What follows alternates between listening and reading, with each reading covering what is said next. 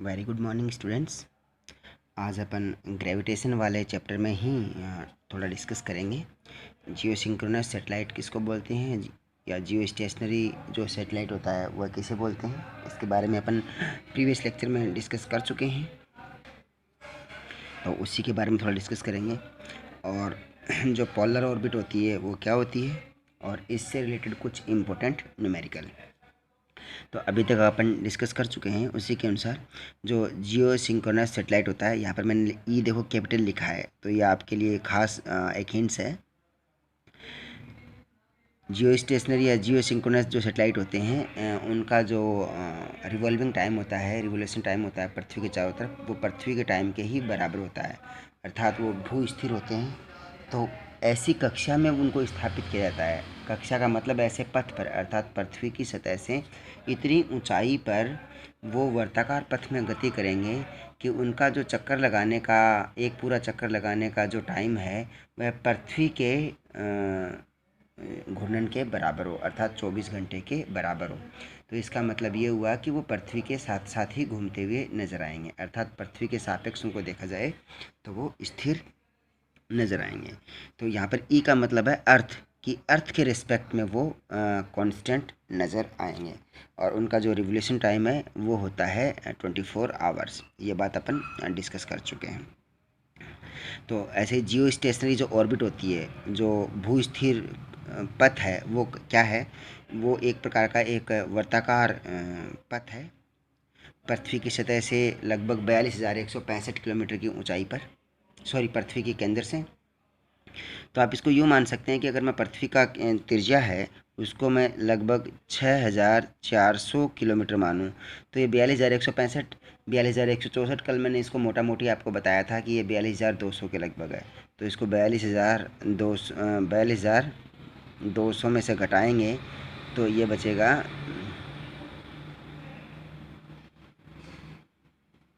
35,800। तो कहने का मतलब ये है कि पृथ्वी की सतह से लगभग 36,000 किलोमीटर की ऊंचाई पर जो पथ है, 35,500 से 36,000 किलोमीटर की ऊंचाई पर जो पथ है उपग्रह का, वह जियो स्टेशनरी ऑर्बिट कहलाती है। अर्थात उस कक्षा में अगर किसी भी उपग्रह को स्थापित कर दिया जाता है तो उसका जो चक्रण है, उसका जो घूर्णन है पृथ्वी के साथ साथ होगा, अर्थात वह पृथ्वी के सापेक्ष स्थिर नज़र आएगा। इसके लिए ज़रूरी है। ऐसे ही एक दूसरी ऑर्बिट होती है, इसको बोलते हैं पोलर ऑर्बिट या ध्रुवीय कक्षा, या इसको सन सिंक्रोनस ऑर्बिट भी बोलते हैं। वो क्या होती है? तो यह जो ऑर्बिट होती है which is about the earth at point of 715 kilometre, की जो पृथ्वी है इसकी सतह से अगर 715 किलोमीटर की ऊंचाई पर किसी भी उपग्रह को अगर स्थापित कर दिया जाता है तो वह उसकी पोलर ऑर्बिट होती है। जो पोलर सेटेलाइट है वह स्ट्रांगली मॉनिटर करता है। जो स्टॉर्म होते हैं, तूफान होते हैं, जो किसी भी ग्रह के या पृथ्वी की बात कर रहे हैं यहाँ पर, जो पृथ्वी के जो ध्रुव हैं उन पर जो स्टॉर्म आते हैं, ठंडे स्टॉर्म या बर्फीले तूफान आते हैं, उनको मॉनिटर करने के लिए उस उपग्रह को लॉन्च किया जाता है। तो ये दोनों चीज़ें इंपॉर्टेंट हैं, एग्जाम में कई बार पूछी जाती हैं। अब इसी पर बेस्ड कुछ न्यूमेरिकल है जो अपन यहाँ पर सॉल्व करते हैं। देखिए सबसे पहला सवाल क्या है? पहला सवाल है find the time period of A satellite which revolve around a planet in an orbit just above the surface of planet. कि आपको उस जो उपग्रह का चक्रण काल या फिर आवर्त काल ज्ञात करना है, जो किसी भी प्लेनेट, जो भी किसी भी ग्रह की कक्षा के है, उस कक्षा में गति करता है जो उसकी सतह के जस्ट ऊपर है। अर्थात किसी भी ग्रह के, या जैसे पृथ्वी की बात कर रहे हैं यहाँ पर, तो पृथ्वी की सतह से थोड़ी सी ऊंचाई पर, थोड़ी सी ऊंचाई यहाँ पर कहने का मतलब ये कोई 15-20 मीटर नहीं है। थोड़ी सी ऊंचाई मतलब वो 100-150 किलोमीटर की ऊंचाई पर अगर गति कर रहा है तो ओके। तो उसके लिए अपन को उसका टाइम पीरियड ज्ञात करना है। उसके लिए आपको दिया गया है कि दिया गया है सार्वत्रिक नियतांक दिया गया है और घनत्व दिया गया है। तो सबसे पहले तो देखिए इस सवाल को सोल्व करने का तरीका कि आप कैसे उसका टाइम पीरियड ज्ञात करेंगे। तो टाइम पीरियड ज्ञात करने के लिए आपको उसका चक्रण पता होना चाहिए, अर्थात उसकी जो एंगुलर मोशन है वो पता होना चाहिए, जो कोणीय गति है वो पता होना। कोणीय गति का मतलब होता है यहाँ पर ओमेगा, ओमेगा पता होना चाहिए। ओमेगा सीधा सीधा दिया नहीं गया, तो ओमेगा ज्ञात करने के लिए आपको रेखीय वेग पता होना चाहिए, अर्थात लीनियर वेलोसिटी है ना, वो पता होना चाहिए। तो लीनियर वेलोसिटी अगर आप ज्ञात कर लेते हैं तो पृथ्वी की त्रिज्या के सापेक्ष आप इजीली कोणीय वेग ज्ञात कर सकते हैं, और कोणीय वेग से आप आवर्तकाल ज्ञात कर सकते हैं। अब रेखीय वेग का क्या संबंध है उस उपग्रह का पृथ्वी के चारों ओर गति करने में? देखिए, जो उपग्रह है वह पृथ्वी के चारों ओर किसी कक्षा में गति कर रहा है, तो उसका रेखीय वेग अगर v है तो उसके कारण से उस पर अभिकेंद्रीय बल, that is called centripetal force लगता है। वह सेंट्रीपिटल फोर्स होता है, वह गुरुत्वाकर्षण बल को बैलेंस करता है। इसी कारण से वह उपग्रह है, वह जो केंद्र है पृथ्वी की सतह या पृथ्वी के केंद्र की तरफ गिर नहीं पाता है, अर्थात वह चारों तरफ वर्ताकार पथ में गति करता रहता है। तो ये फॉर्मूले दोनों आपस में बैलेंस कर दीजिए। Centripetal force is equal to gravitational force.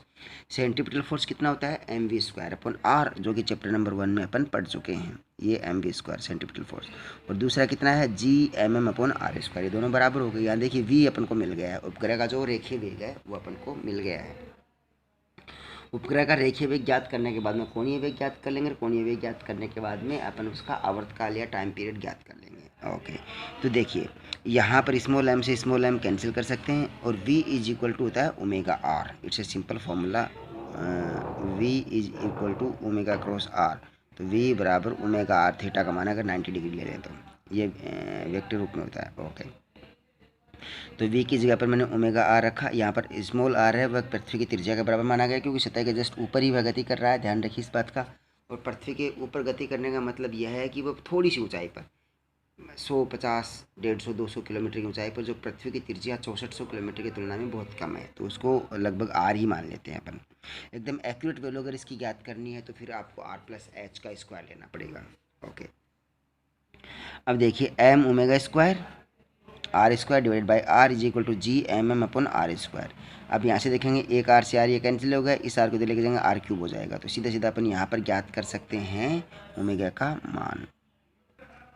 अब देखिए ओमेगा स्क्वायर का मान अपने पास में यहाँ पर मिल गया है, तो omega square is equal to given Gm/r³, ये मान हो गया। अब सवाल में देखिए, सवाल में आपको सार्वत्रिक नियतांक दिया गया था और घनत्व भी दिया गया था, डेंसिटी। द्रव्यमान नहीं दिया गया था पृथ्वी का या किसी भी प्लेनेट का। तो अगर द्रव्यमान नहीं दिया गया है तो उसी को अपन को रिप्लेस करना पड़ेगा घनत्व से। द्रव्यमान को घनत्व से रिप्लेस करेंगे तो वह वैल्यू आएगी घनत्व क्या होता है? द्रव्यमान बटे आयतन होता है, तो द्रव्यमान बराबर आयतन गुना घनत्व हो गया। तो G/r³ इंटू m की जगह वैल्यू रख देंगे 4/3 πr³ इंटू रो। r³ से r³ कैंसिल हो गया, तो ये वैल्यू हो जाएगी 4g डिवाइडेड बाई 3 पाई रो। ये ओमेगा स्क्वायर के बराबर मान आ गया है। अब यहीं से आप सीधा सीधा देखिए, यहाँ से लिख सकते हैं ओमेगा बराबर 4g पाई रो बटे 3 का अंडर रूट, यहाँ सीधा लिख सकते हैं। और फिर आप चाहें तो ओमेगा बराबर 2 पाई बटे t भी लिख सकते हैं, लेकिन यहाँ पर क्या है कि सीधा स्क्वायर में लिखा अपन ने, क्योंकि एक साथ ही कैलकुलेशन कर लेंगे। तो ओमेगा के बराबर 2 पाई बाई टी रख दिया, तो 2 पाई बटे टी का स्क्वायर कर दिया, which is equal to 4g divided by 3 into pi rho. इस पूरे फॉर्मूले को अगर अपन सॉल्व करते हैं तो सॉल्व करने के बाद देखिए यहाँ पर क्या होगा, 4 pi square divided by T square बराबर 4g डिवाइडेड बाई 3 पाई। तो यहाँ 4 पाई स्क्वायर में से 4 पाई कैंसिल हो जाएगा, 4 पाई इधर भी कैंसिल हो जाएगा, तो 1 पाई बचेगा, वो 3 के साथ आ जाएगा इधर। तो t इज इक्वल टू आ जाएगा 3 पाई GP का under root, 3 pi divide by GP का अंडर रूट। अब इस सवाल में दो चीज़ें दी गई हैं, G और रो, P नहीं है। तो ये रो क्या है? Rho is the given density, तो इनके मान रख दीजिए। देखिए 3 गुना 3.14 डिवाइड बाई 6.67 गुना 10 की घात माइनस का 11, ये माइनस का 11 है, ट्रिपल 11 नहीं है, माइनस का 11। ओके, माइनस इंटू 8 गुना 10 की घात 3। इस पूरे को कैलकुलेशन करते हैं तो अपने पास आता है 4205 सेकेंड। अर्थात अगर पृथ्वी की सतह से कुछ ऊंचाई पर वह उपग्रह गति कर रहा है तो उसका जो आवर्तकाल होगा, रिपीटेशन होगा, वो होगा 4205 सेकेंड। उसको मिनट में कन्वर्ट करेंगे तो कितना आएगा? मिनट पे 60 का भाग दीजिए, 60 का भाग देंगे तो ये देखिए 5 सेकेंड को मैंने यहाँ पर अप्रोक्सीमेट माना है, तो लगभग 70 मिनट इसका आवर्तकाल आ जाएगा। ये यहाँ पर इम्पोर्टेंट चीज़ है। सबसे इम्पोर्टेंट सवाल, दूसरा सवाल जिसमें आपको ग्रेविटेशन के बारे में काफ़ी अच्छा नॉलेज मिल पाएगा, वो सवाल अपन सॉल्व करते हैं। यहाँ पर इस सवाल में क्या दिया गया है? इस सवाल में दिया गया है कि 3 द्रव्यमान है, समान द्रव्यमान है, तीनों का मान है small m small m small m, और वो तीनों ही द्रव्यमान एक दूसरे से समान दूरी पर रखे हुए हैं। तीनों द्रव्यमान समान दूरी पर कैसे, ये देखिए 1 2 3 ऐसे 3 द्रव्यमान रखे हुए समान दूरी पर। ये भी एम है, ये भी एम है और ये भी एम है। तो वो एक ट्रायंगुलर शेप में रखे हुए हैं, अर्थात त्रिभुजाकार रूप में रखे हुए हैं। त्रिभुज भी ध्यान रखिएगा, यहाँ पर समबाहु त्रिभुज बना रहे हैं, मतलब सभी एक दूसरे से समान दूरी पर। उनके बीच की जो दूरी है वह है ए ए ए, ये बात। अब आपको सवाल ये याद करना है कि इनके कारण से, तीनों द्रव्यमानों कारण से जो इस त्रिभुज के बीच में सेंट्रोइड बनता है, केंद्रिका बनता है, केंद्रक बनता है, उसके ऊपर लगने वाला गुरुत्वाकर्षण बल कितना होगा, वह मान ज्ञात करना है। और इस पूरे निकाय में जो गुरुत्वाकर्षण स्थितिज ऊर्जा है उसका मान क्या होगा, ये सारा तामझाम अपन को इसमें ज्ञात करना है। ओके, अब देखिए आप इस सवाल को हल करने के लिए क्या करते हैं। अब तीन अलग अलग द्रव्यमान हैं। अब देखिए कि ये तीनों जो द्रव्यमान हैं, ये तीनों द्रव्यमान एक दूसरे से समान दूरी पर है। तो तीनों द्रव्यमान समान दूरी पर हैं, तो इन तीनों द्रव्यमान के कारण से इस बिंदु पर, यहाँ पर जो केंद्रक है उस पर कितना बल लगेगा, जो कितना बल लगेगा उस बल का मान ज्ञात करना है। तो अब देखिए, ओके, अब देखिए कि सबसे पहले मैंने इनके जो तीनों कॉर्नर हैं त्रिभुज के, उसके कारण से इस पर लंब डाला। तो मैंने हर एक पर एक लंब डाल दिया है। जो ये लंब जहाँ पर काटते हैं वो बिंदु बन जाएगा इसका केंद्रक। तो ये सिंपल ट्रिग्नोमेट्री का सवाल है। पहले यहाँ पर ट्रिग्नोमेट्री सोल्व करनी पड़ेगी, और ट्रिग्नोमेट्री सोल्व करने के बाद में अपन ज्ञात करेंगे इसके बीच में लगने वाले गुरुत्वाकर्षण बल कितना होगा। अब सीधा सीधा देखिए, यहाँ पर देखते हैं तो इसके कारण से इस पर लगने वाला बल और इसके कारण से इस पर लगने वाला बल। तो ये वाला द्रव्यमान है वह ए है, वह सी पर भी बल लगाएगा, बी पर भी लगाएगा। बी है वह ए पर भी लगाएगा, सी पर भी लगाएगा। सी है वह ए पर भी लगाएगा, बी पर भी लगाएगा। तो अगर अपन सीधा सीधा बोलें, इसको मोटा मोटे बोलें एक लेमन लैंग्वेज में, तो तीनों एक दूसरे के बलों को बैलेंस कर रहे हैं। तो अपन कह सकते हैं कि इस पर जो कुल बल लगेगा गुरुत्वाकर्षण पूरे निकाय के अंदर, वो 0 होना चाहिए। चलो इसको अपन फिजिकल लैंग्वेज में देखते हैं। सबसे पहले देखिए कि आपको मान ज्ञात करना है ए बी बी सी और सी ए का। तो वो दिया गया है, ए है इसका मान। ओके, अब जो माध्य है, माध्यिका, उसका मान देखिए। तो माध्यिका का मान देखिए यहाँ पर कि ये जो लाइन है ए से लेके डी तक, वह सी बी को बीच में 2 भागों में काट रही है। ऐसे ही इसका मान अपन को ये मान ज्ञात करना है, जो लंब डाला है इसका। ऐसे इस लंब का मान ज्ञात करना है, ऐसे ही इसी लंब का मान ज्ञात करना है। तो इनके मान ज्ञात करने हैं अपन को। तो इनके मान ज्ञात करने के लिए देखिए वैल्यू कितनी हो गई, ए डी जो माध्यिका है, ए डी सी ई और बी एफ, इनके मान। तो इतना देखिए, ये त्रिभुज समकोण त्रिभुज बन रहा है ना, ये वाला, मतलब ए डी बी एक समकोण त्रिभुज है जहाँ पर कोण डी है वह 90 डिग्री का है। ओके, तो इसका मान ज्ञात करने के लिए अपन पाइथागोरस प्रमेय के अनुसार यूज़ कर सकते हैं। तो ये A² माइनस A/2 का स्क्वायर का अंडर रूट ये माना जाएगा। ओके, तो ये माना आएगा √3/2 इंटू ए। हर एक का मान यही होगा, हर एक माध्यिका का मान ये होगा। अब इम्पोर्टेंट चीज़ ये है कि जो ये माध्यिका है, माध्यिका यहाँ पर जो बना रहे हैं ए डी बी एफ और सी ई, ये माध्यिकाएँ एक दूसरे को जिस केंद्रक पर काटती हैं, वहाँ पर जो अनुपात बनता है वो होता है 2:1। ये सिंपल ट्रिग्नोमेट्री का सवाल है, 10वीं लेवल का मैथमेटिक्स का। You can go through there and check. यू मान सके ये देखिए, ये अगर मैं ये कहूँ ये पूरी लाइन है, तो ये पूरी लाइन अगर 3 मीटर लंबी है सपोज कीजिए, तो ए जी 2 मीटर होगा और जी डी 1 मीटर होगा। ऐसे ये पूरी लाइन बी जी 3 मीटर 2 मीटर और ये 1 मीटर। तो जो माध्यिका है त्रिभुज के केंद्रक पर जहाँ पर एक दूसरे को काटती हैं, तो उस माध्यिका को वो केंद्रक है वह 2:1 के रूप में डिवाइड करता है। ठीक है, तो अब इसके द्वारा अपन मान ज्ञात कर सकते हैं। देखिए तब मान ज्ञात करेंगे जी डी का, जी डी, तो जी डी, ये जो जी डी है इसका मान ज्ञात करेंगे। अपन को इस पूरी माध्यिका का मान मिल चुका है, तो अब जी डी का मान ज्ञात करेंगे। तो जी डी का मान ऐसे ही अपन मान ज्ञात करेंगे जी ई का, ऐसे मान ज्ञात करेंगे जी एफ का, तीनों का मान ज्ञात करेंगे। चूँकि वह पूरी जो रेखा है उसका केवल 1/3 भाग, ये नहीं है 1/3 कैसे है कि पूरी रेखा का मान अगर मान लीजिए मैंने 3 मीटर माना है, तो ये 1 मीटर थी ना, क्योंकि 2:1 है, तो टोटल रेखा को जोड़ेंगे तो 3 हो जाएगी। तो 3 में से एक हिस्सा छोटे वाला ये हो गया, तो 1/3 भाग हो गया। ओके, तो ये 1/3 और फुल लंबाई कितनी है, फुल लंबाई दी गई इसकी, ये देखिए √3/2 इंटू ए, तो 1/3 इंटू √3/2 ए। तो जो माध्यिका का छोटे वाला भाग है उसका मान आ गया है A/2 इंटू √3, ये मान आ गया। ऐसे ही अब जो बड़े वाला पार्ट है, जो अनुपात के 2:1 था, उसमें 2 वाला भाग है, वो भी आ जाएगा। उसका मान कितना है, AG BG और CG, या AG BG और CG है, ये CG है। ओके, ये मान अपने पास आ जाएंगे। तो वो जो टोटल लंबाई है उसका 2 से गुणा कर देंगे, सॉरी टोटल लंबाई है उसका, सॉरी टोटल लंबाई को 1/2 कर दो, या फिर आपके पास जो ये लंबाई आई है ये वाली माध्यिका वाली, इसका डबल कर दो, क्योंकि अनुपात में इसका 2 गुना है, एक ही बात है। तो देखिए टोटल लंबाई का अगर आप 1/2 गुना करते हैं तो भी उतना ही मान आएगा, और यहाँ पर इसको करते हैं तो भी इतना ही मान आएगा। तो इसका 2 गुना करेंगे तो इस लंबाई का मान जब 2 गुना करेंगे तो 2 गुना करने का मान आ जाएगा 2 गुना A/2 √3। 2 से 2 कैंसिल हो गया, ये मान आ गया अपना से A/√3। तो अपने पास में माध्यिका के जो ये 2:1 में भाग काट रखे थे वो दोनों के मान आ गए हैं।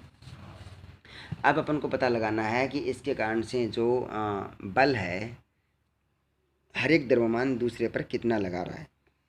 ध्यान रखिएगा, यहाँ पर जो मास है, वो मास, ये द्रव्यमान इस पॉइंट पर, ये द्रव्यमान इस पॉइंट पर, ये द्रव्यमान इस पॉइंट पर जो फोर्स लग रहे हैं वो हैं इम्पोर्टेंट। तो यहाँ पर 2 द्रव्यमान नहीं है, Gm1 M2 वाला सूत्र नहीं है, केवल एक ही है कि इसके कारण से इस पॉइंट के ऊपर बल कितना होगा, ए के कारण से, बी के कारण से और सी के कारण से। ओके, तो ये वेक्टर फॉर्म में मैंने ले लिया है, इनके मॉडुलस भी ले लिए हैं ताकि इनको सिंपल रूप से कैलकुलेट किया जा सके, नहीं तो इसमें अपन को एंगल थीटा लेना पड़ेगा। ओके, तो ए के कारण से जो मान आएगा वो Gm/r² डिस्टेंस, इसके कारण से Gm/r², इसके कारण से Gm/r², इसका मान आएगा। अब ए से लेके जी तक, बी से लेके जी तक और सी से जी तक की जो दूरी आर है उसका मान कितना है, उसका मान अपन ने ऑलरेडी कैलकुलेट किया है, और वो मान आया है A/√3। तो आर का मान A/√3 रख दीजिए, तो इसका मान हो जाएगा A²/3, तो 3 ऊपर चला जाएगा, तो ये माना जाएगा अपने पास 3Gm/A²। तो तीनों के मान, इसके कारण से फोर्स, इसके कारण से फोर्स, इसके कारण से फोर्स, इस बिंदु पर हो जाएगा 3Gm/A², ये मान अपने पास में आ जाएगा। अब देखिए जो रिजल्टेंट फोर्स है उसके बारे में डिस्कस करते हैं।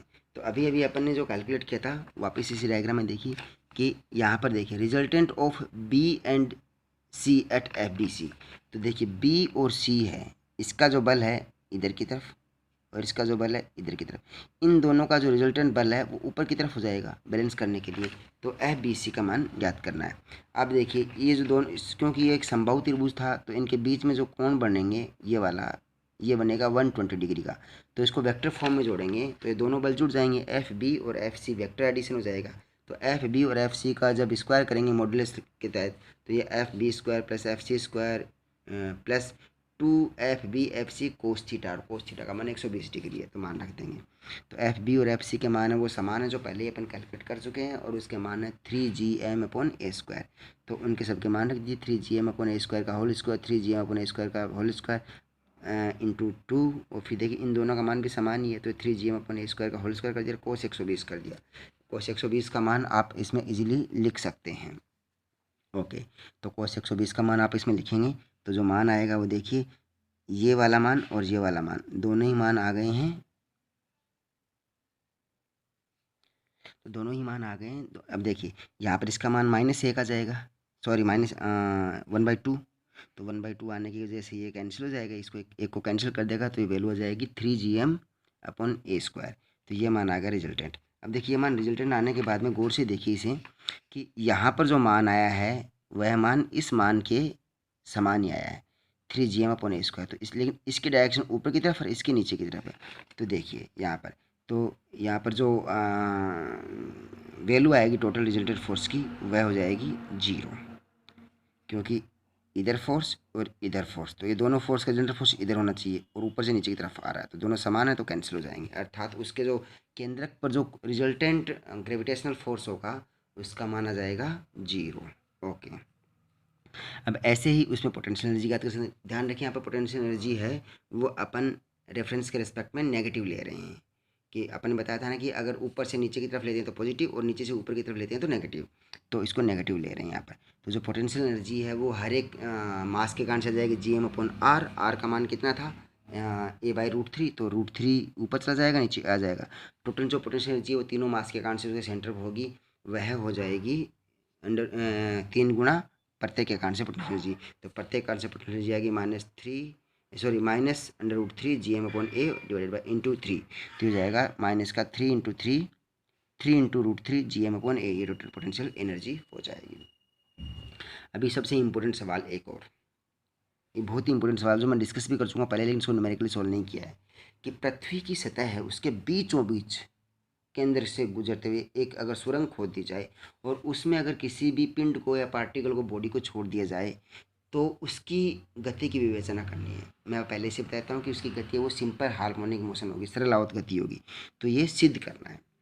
पृथ्वी का द्रव्यमान m है, पृथ्वी की त्रिज्या r है, पृथ्वी का घनत्व ρ है, सब दिया गया है। ओके, तो द्रव्यमान m है तो इसका मतलब ये हो गया 4/3 πr³ ρ, द्रव्यमान आ गया। तो इस पर जो बल लग रहा है उस बल का मान कितना है, बल का मान पिंड का पृथ्वी के ऊपर लगने वाला बल है वह गुरुत्वाकर्षण बल होगा, तो Gmm/r²। या मैंने चिन्ह माइनस इसलिए लिया है कि जो बल है वह आकर्षण बल है, और मैंने पहले बता दिया है कि जो आकर्षण बल होता है वो <0 होता है, तो उसको अपन अट्रैक्टिव फोर्स बोलते हैं। अब जो कोई भी पिंड है, बॉडी या पार्टिकल है जो उस सुरंग में छोड़ा गया है, उसका द्रव्यमान स्मॉल m है और वह गति कर रहा है गुरुत्वाकर्षण के तहत, तो उसमें जो त्वरण उत्पन्न होगा वो a है, तो उसमें जो लगने वाला बल है न्यूटन के गति के नियम के अनुसार वह माना जाएगा F=ma। ओके, तो वैल्यू आ जाएगी माइनस का Gmm/r² इंटू A=ma। अब यहाँ से देखिए इस सवाल में गौर से कि यहाँ पर सबसे इम्पोर्टेंट क्या है, इम्पोर्टेंट है कि a का मान ज्ञात कर लिया अपन ने, m से m कैंसिल कर दिया तो a का मान ज्ञात कर लिया। a का मान क्या है यहाँ पर देखिए, a का मान आया है -4/3 π0r, ये वाला मान। अब देखिए a क्या होता है, a को मैं करूँगा तो d²x/dt² होता है। यहाँ पर r है तो मैं r के रेस्पेक्ट में कर सकता हूँ, कोई दिक्कत नहीं है। त्रिज्या वैसे कांस्टेंट है लेकिन यहाँ पर त्रिज्या क्या है कि जैसे जैसे नीचे की तरफ जा रहा है उसके लिए r का मान बदल रहा है। अब ये जो सूत्र होता है ना एक सिंपल x∬ प्लस ω² x = 0, अगर किसी भी गति का समीकरण ऐसा आता है तो वह गति है सिंपल हार्मोनिक मोशन होती है। तो a बराबर -4/3 π0 × r, तो इस पूरे एरिया को मैं ω² बोल सकता हूँ, तो ये हो गया ω² r। तो ये a बराबर -ω² r हो गया, तो ये बन गया है a + ω² r = 0, और ये सरलावत गति का समीकरण बन गया है। तो इसका मतलब है कि किसी भी सुरंग के अंदर अगर पार्टिकल को छोड़ दिया जाता है तो वह गति करेगा, तो वह सरलावर्त गति करेगा, उस सरलावर्त गति की विवेचना अपन कर रहे हैं। जैसे ही वो ओमेगा का मान ω² का मान लिया अपने, तो ओमेगा का मान आ गया हमारे पास 4/3 π0 आ गया। अब यहाँ पर क्या था कि a समानुपाती r है सीधा, अर्थात जो त्वरण है वह पृथ्वी की त्रिज्या के ऊपर निर्भर कर रहा है, यहाँ पर सीधा सीधा ध्यान रखिए इस बात के लिए, विद माइनस साइन।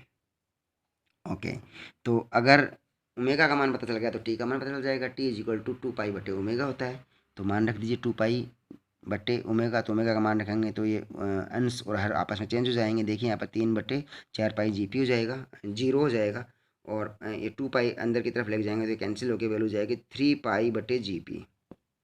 यहाँ पर मान रखिए, मान रखने के बाद देखिए वैल्यू क्या आती है। तो g और p का मान रखने के बाद में जो कैलकुलेशन करेंगे 1/2 घात लगी भी, ओके, तो यह जाएगी 5559 सेकंड, और 5559 सेकंड में 60 का भाग देके मिनट में कन्वर्ट किया तो 84.3 मिनट। अब यहाँ पर देखिए इम्पोर्टेंट चीज़ ये है कि कोई भी अगर पिंड, कोई भी पार्टिकल, कोई भी बॉडी अगर पृथ्वी के बीचों बीच सुरंग करके उसमें छोड़ दिया जाए तो वह सरल आवर्त गति करता है। सरल आवर्त गति करने के साथ साथ इम्पोर्टेंट क्या है कि उसका जो आवर्तकाल है वो 84.4 मिनट का होता है। 84.4 मिनट का, अर्थात हर 84.4 मिनट के बाद में पृथ्वी का जो पिंड सुरंग है उसमें से अगर ये ऐसे, तो ये बार बार इसमें से अप डाउन करता रहेगा 84.4 मिनट के बाद। अगर आपको ध्यान हो, आप मेमोराइज कीजिएगा पुराने लेक्चर देख के, तो 84.4 मिनट है वो अपन ने किसी और के लिए भी कैलकुलेट किया था। तो अगर आपको इसके लिए ध्यान हो तो जो जियो स्टेशनरी सेटेलाइट है ना, जिसको भू स्थिर उपग्रह बोलते हैं, तो उसके बारे में उसका जो चक्रण है उसके बारे में अपन ने क्या कहा, जियो स्टेशनरी सेटेलाइट है उसके लिए तो अपन ने बात की थी, तो उसका 24 घंटे का है। लेकिन एक दूसरा उपग्रह भी अपन ने बताया था कि जो उपग्रह है वह पृथ्वी के चारों तरफ चक्कर लगा रहा है, तो उसका जो आवर्तकाल है, रिवोल्यूशन का आवर्तकाल है, वह 84.4 मिनट आया था। तो आप पुराने लेक्चर में गो थ्रू होइए और उन चीज़ों को मेमोराइज कीजिएगा। यहाँ पर सबसे इम्पोर्टेंट बात यह है कि कोई भी पिंड है, अगर देखिए, अगर ये पिंड है, इसको अपने गुरुत्वाकर्षण के कारण से पृथ्वी की तरफ गिर रहा है, तो पृथ्वी की तरफ गिर रहा है, तो जैसे जैसे यह पृथ्वी के केंद्र की तरफ आएगा, पृथ्वी केंद्र की तरफ आएगा, इसका वेग बढ़ेगा, इसका वेग बढ़ेगा। अब गुरुत्वाकर्षण के कारण से वेग बढ़ना चाहिए, लेकिन पृथ्वी का खुद का गुरुत्वाकर्षण भी तो है इसके ऊपर, तो दोनों एक दूसरे को रिपेल कर रहे होते हैं। तो लेकिन इसका वेग ज़्यादा होने की वजह से क्या होगा कि यह यहाँ पर इसका वेग तो शून्य हो जाना चाहिए, लेकिन तुरंत बढ़ा हुआ है, तो इस बिंदु के पार कर जाएगा और बिंदु को पार करके यहाँ तक पहुँच जाएगा। ठीक, यहाँ से वापस पृथ्वी की तरफ आना चालू होगा गुरुत्वाकर्षण कारण से, तो वापस रिपल्सन फोर्स लगेगा, लेकिन फिर इस बिंदु को पार कर जाएगा। ये तुरंत जीरो नहीं है यहाँ पर, तो यहाँ पर वापस इस बिंदु, तो अनंत काल के लिए वह सिंपल हार्मोनिक मोशन करता रहेगा। और उसकी सिंपल हार्मोनिक मोशन है, उसका जो कार्यकाल जो आवर्तकाल है वो हो जाएगा 84.4 मिनट या 5559 का। ये यहाँ पर सबसे इम्पोर्टेंट है। Okay, thank you. कल अपन दूसरा लेक्चर पढ़ेंगे।